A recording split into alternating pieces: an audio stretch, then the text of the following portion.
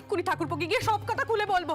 মাথার ওপর সৌর ঠাকুর আছেন, তিনি যেটা ভালো বুঝবেন সেটাই করবেন। আমি এক্ষুনি না না না দিদি মাথা ঠান্ডা করে এমন কাজ করো না। তেনাকে এই কথাগুলো বলে একা না অন্য তখন যাবে দিদি, তুমি যেও না দিদি, আমার কথা আমি সব কথা বলবো। হে কি ঠাকুরপো, কলকাতায় যদি আমার নামে দুর্নাম ছড়ায় তাহলে তোমার গায়ে বাঁধবে না? আজ অভয়ের উপর যত না রাগ হচ্ছে তোমার এই আচরণে, তার চেয়ে বেশি দুঃখ হচ্ছে রানী। আমি তোমাকে কোনো কালেই পায়ের তলায় রাখতে চাইনি, পাশে রাখতে চেয়েছিলাম, কিন্তু আমার দুর্ভাগ্য তুমি থাকতে চাইলে না।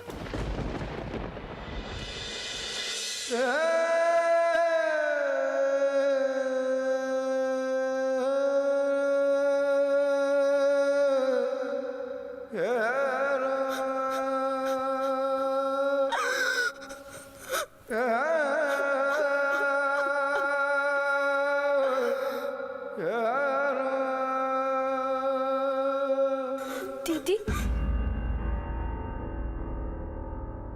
তোমার এত করুণা দিদি, এত করুণা। আজ তুমি না থাকলে যে আমি ভেসে যেতুম গো দিদি। তুই চুপ কর বউ, এত আদিক্ষেতা করিস না আর। তুই যখন তোর স্বামীর দোষের কথা সব দিদিকে বললি, তখন সব কথা ঢেকে রাখতে বললি কেন? এখন দিদি কি করবে? কোন দিকে যাবে বল, কোন দিকে যাবে? তার স্বামী যে তার উপর রাগ করে চলে গেল। এখন এখন সৌর ঠাকুর যদি ওই নোকটাকে খুঁজে না পান, যাকে তোর স্বামী কাজে লাগিয়েছিল, তখন কি হবে? তখন তো সব দোষ গিয়ে ঠাকুর বরাবরই পড়বে। না দিদি, টিনার ওপর কোনো দোষ পড়বে না। আমি যদি মন প্রাণ থেকে রঘুবীরের সেবা করে থাকি, তবে রঘুবীর এমন একখানা পথ দেখাবেন যাতে সকলের মঙ্গল হয়। আমার মন বলছে রঘুবীর কাউকে পায়ে টেকবেন না।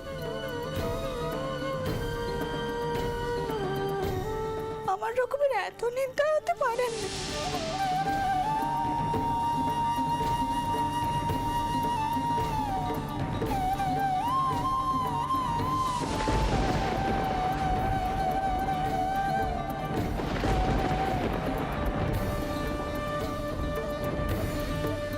আনন্দে, এ আনন্দে, ওই গোয়ালিনী কি কইছে শোন। গোয়ালা বউ, ও গোয়ালা বউ, এদিকে এসো, এসো তাড়াতাড়ি এসো। সব কথা খুলে বলবে, কিচ্ছুটি লুকোবে না, কেমন? বলো। বৌরানী, ও মতি গোয়ালা নয় গো বৌরানী, ও আসলে একটা গুন্ডা। ওই তো সেদিন ওই ছোট কথায় বন্দুক নিয়ে গেছিল।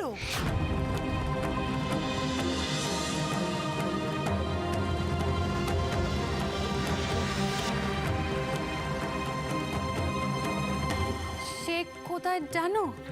জানি গো বৌরানী, ওই মুখ পোড়া ওই পেছনের বাদা বনে লুকিয়ে আছে।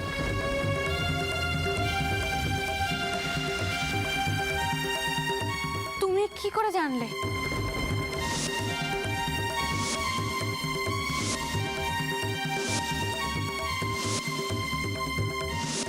কথাটা তো এক্ষুনি ঠাকুরকে জানাতে হবে। আমি ইতিমধ্যে নায়মশাইয়ের কানে কথাটা তুলেছি গো। দেখো গে, এতক্ষণে হয়তো সে ধরা পড়ে গেছে।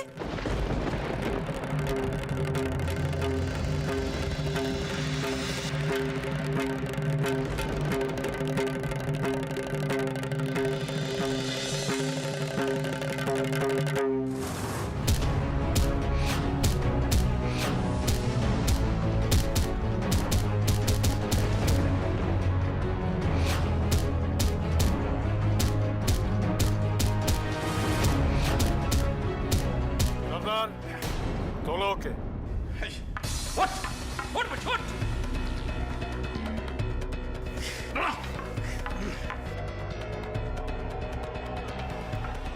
বল মতি, সেরামপুরে গিয়ে তুই ঠিক কি কি করেছিলি বল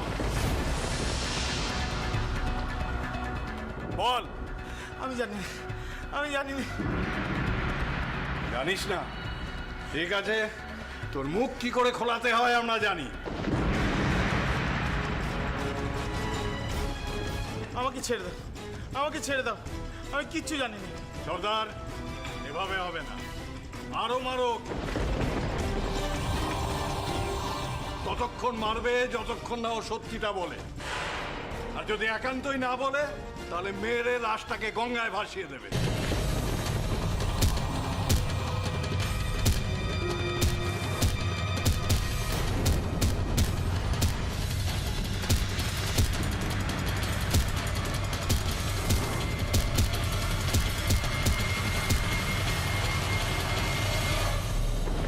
বলছি বলছি বলছি বলছি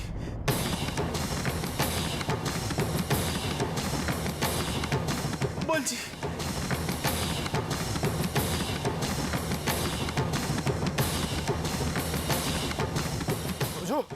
সরজ একটু জল দাও।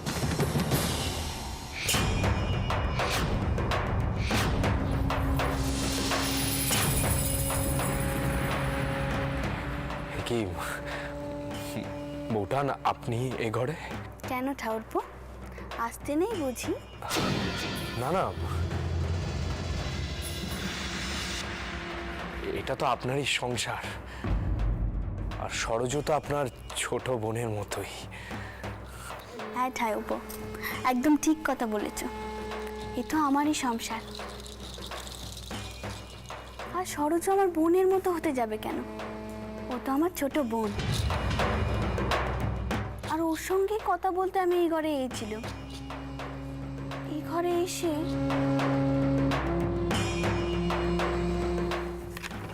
এই বাস্কখানা পেল।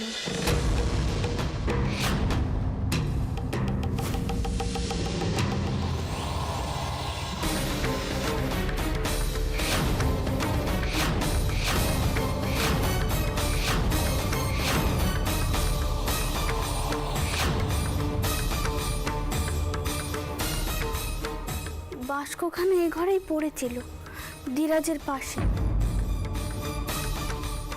এই বাস্কতেই তো তিনার বন্দুকখানা ছিল, যে এতদিন খুঁজে পাওয়া যাচ্ছিল না। বন্দুকখানা অবশ্যই বাস্কতে নেই, খালি বাস্ক। বন্দুকটা বোধহয় শাস্ত্রী মশাইকে মারতে কাজে নিয়ে গেছে।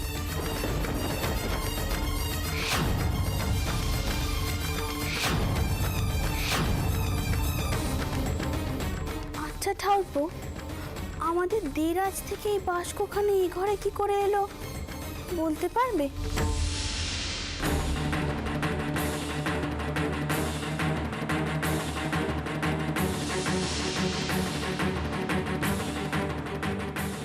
সরজুকে কত করে শুধোচ্ছি, ও কিছুতেই বলতে চাইছে না।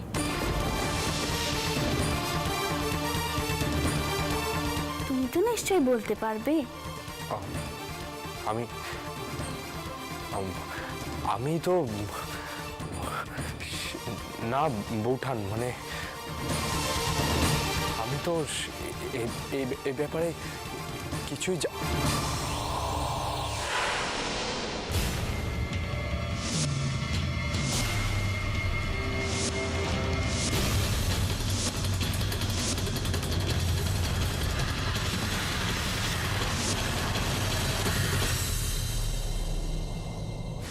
আমি কিচ্ছু জানি না, যা জানার ওই মতি জানে। ওকে জিজ্ঞেস করো কেন সে এই কাজ করেছে। আমি এর বিন্দু বিসর্গ কিচ্ছু জানি না। অভয়, তুমি জানো কি না জানো এই প্রশ্ন করতে আসিনি, কিন্তু তুমি আমার সাথে শত্রুতা করতে গিয়ে যা করলে তাতে মার বংশের বদনাম হলো। তুমি আমার ছোট ভাই, তাই তুমি যদি কোনো অন্যায় করে থাকো তার দায়ভার কিন্তু আমার কাঁধে এসেই পড়ে। দেখো, আমি তোমাকে শাসন করতে পারি, কিন্তু ধরিয়ে দিতে পারি না।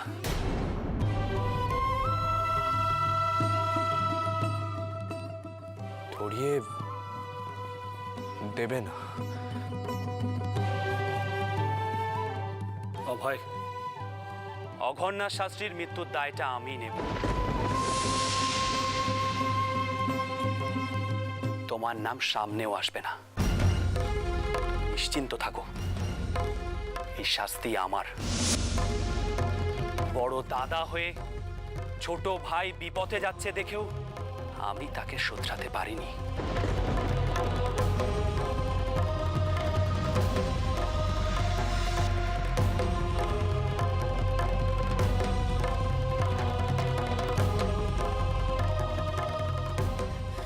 দিদি, দিদি খুব বড় একখানা সর্বনাশ হতে চলেছে দিদি।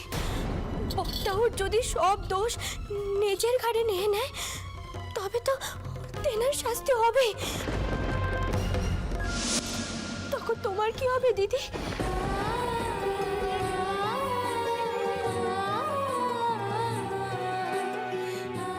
দিদি তুমি কেন কোনো কথা কইছো না দিদি? দিদি, দিদি তুমি কিছু একটা করো দিদি, কিছু একটা করো। তোকে বললাম না সরজু, মাথার উপর রঘুবীর আছেন, তিনি কোনো অনর্থ হতে দেবেন না। তুই ভয় পাস নে।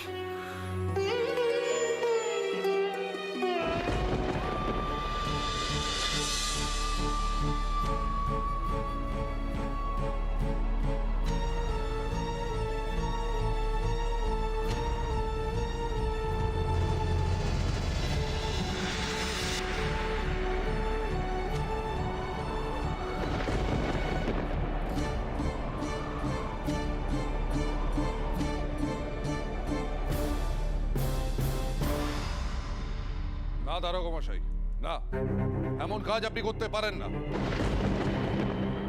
আগে প্রমাণ হোক রাজচন্দ্র অঘোষ শাস্ত্রী হত্যার সঙ্গে যুক্ত, তারপর তাকে গ্রেফতার করবেন। তার আগে আপনি তাকে অনুমানের ভিত্তিতে নিয়ে যেতে পারেন না। আগে আমি বলছিলাম, আপনি বললেই তো আর সত্য প্রতিষ্ঠিত হয় না।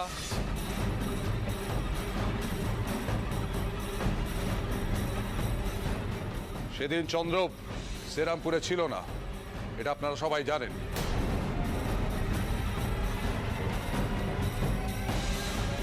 অঘোষ শাস্ত্রী হত্যায় সে কোনোভাবে সাহায্য করেছে এমন প্রমাণও আপনাদের কাছে নেই। শুধু পিস্তল পাওয়া গিয়েছে তার অর্থ তো এই নয় সে ওই অঘোষ শাস্ত্রী হত্যার সঙ্গে যুক্ত ছিল।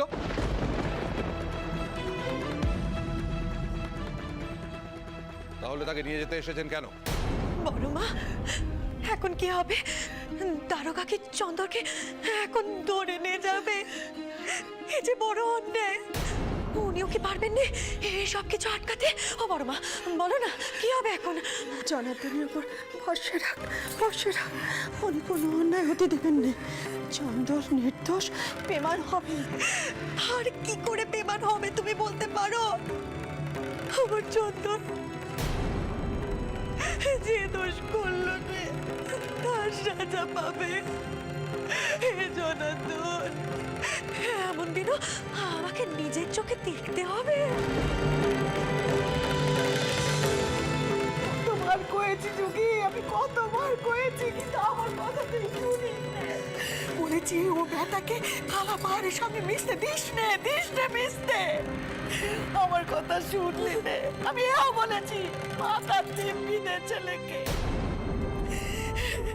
এখন তো যা হওয়ার তা হয়ে গেল।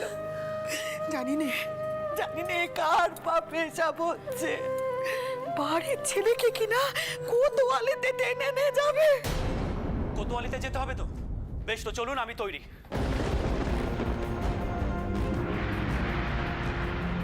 এসব কি বলছো চন্দ্র? তুমি কেন কোতোয়ালিতে যাবে? কি দোষ করেছো তুমি? আগে প্রমাণ হোক যে তুমি দোষী, তারপর তো যাবার প্রশ্ন।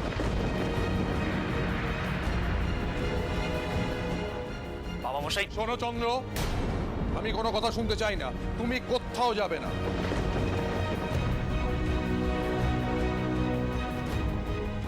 প্রয়োজনে আমি বড়লাট পর্যন্ত যাব। তুমি আমার সন্তান, বিনা দোষে তুমি সাজা পাবে আর আমি হাত পা গুটিয়ে বসে থাকবো, এ তো হতে পারে না চন্দ্র।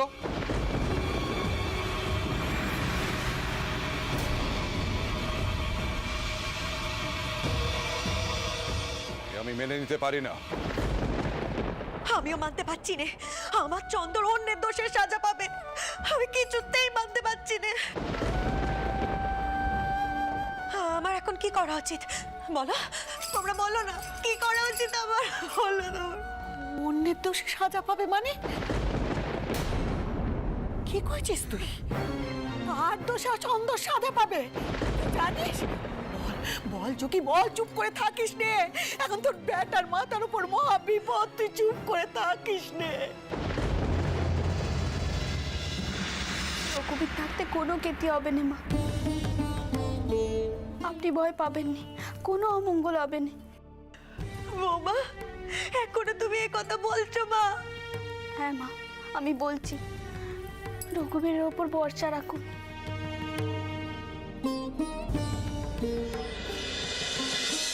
আমার উপর ভরসা রাখতে পারছো না চন্দ্র? কোন রকম সাক্ষ্য প্রমাণ ছাড়াই? বাবা মশাই, অত সাক্ষ্য প্রমাণের প্রয়োজন নেই। দারোগা বাবু, চলুন কোথায় যেতে হবে।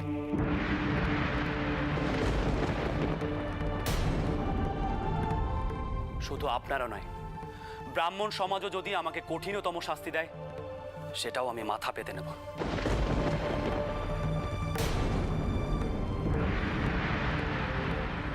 শুধু এই নিয়ে আর কোনো কাটাছেঁড়া হোক, সেটা আমি চাই না। কি হটকারিতা করছো চন্দ্র? আচ্ছা আচ্ছা, তুমি নিজের কথা না ভাবো, তোমার মা, তোমার স্ত্রী, এদের কথা একবার ভাববে। তাদের কি হবে? দারোগা বাবু, আপনি যদি ওকে নিয়ে যান। নিয়ে যাওয়ার কথা উঠছে কেন? আমি তো এতক্ষণ কথা বলার সুযোগই পাচ্ছিলাম না। শাস্ত্রী মশাইয়ের দেহে গুলি বেঁধেনি, গুলি ছুঁয়ে চলে গেছে।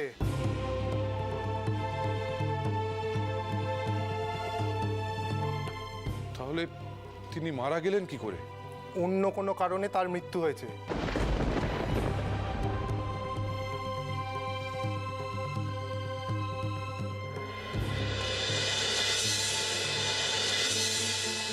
সাহেব ডাক্তার নিজে পরীক্ষা করে একথা বলেছেন।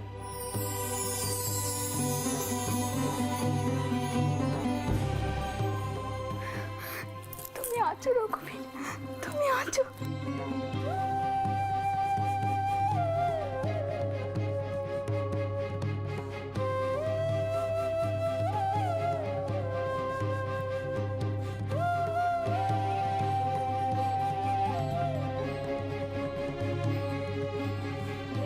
তবে এ কথা ঠিক, গুলি ওখানে চলেছিল।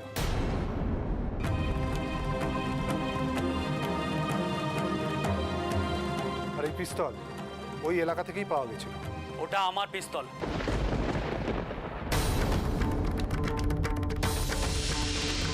যদিও চুরি হয়েছিল, পিস্তল যখন আমার, তখন গুলি ছোড়ার দায়ভারটাও আমার। আমি অপরাধী। না চন্দ্র, না। কি বোকার মতো কথা বলছো? কিসের দায় তোমার? তুমি কেন অপরাধী হবে?